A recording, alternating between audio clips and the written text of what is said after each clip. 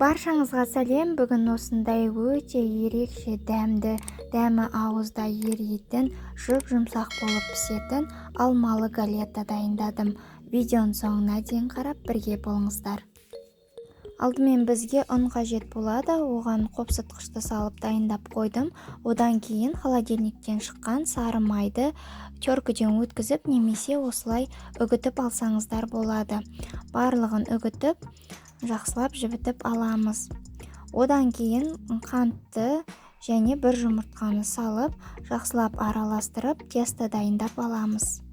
Алдымен қалақшамен араластырамыз, одан кейін қолымызбен жақсылап илеп, жұмсақ қамыр илеп аламыз.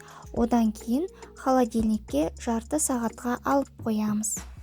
Егер де сіздерге пирогтар ұнамайтын болса, немесе жалықтырып жіберсе, осы галетаны дайындауды ұсынамын. Өте дәмді болып шығады, және де құрамы өте қарапайым заттардан тұрады. Тестамызды холодильникке салып қойғаннан кейін начинкасын дайындаймыз. Ол үшін алманы осылай кесіп аламыз. Одан кейін қантты саламыз. Бұл жерде негізі рецебінде корица қосылмаған, бірақ маған корицаның дәмі өте қатты ұнайды, сол себепті корицаны да қостым. Сіздер қоспасаңыздар да болады. Және де май салып, жібіген майды салып, жақсылап барлығын араластырып аламыз.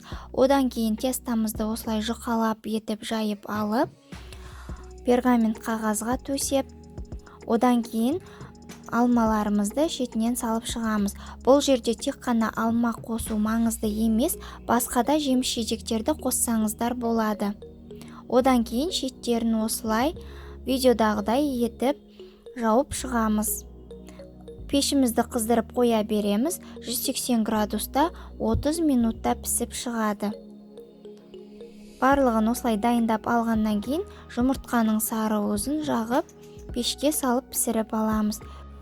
Тестосы өте жұмсақ, песочный тесто болып шығады. Маған тестосы кәдімгідей қатты ұнады. Дәмі де ерекше болып шықты. Корица қосқаннан кейін мүлдем дәмі де, иісі де керемет болып тұр. Сіздер де жасап көріңіздер, көріп тұрғаныңыздай жұмсақ болып шығады. Ал достар, рецептерім ұнап жатса лайк басып, каналыма міндетті түрде тіркеліп қойыңыздар. Назарларыңызға рахмет.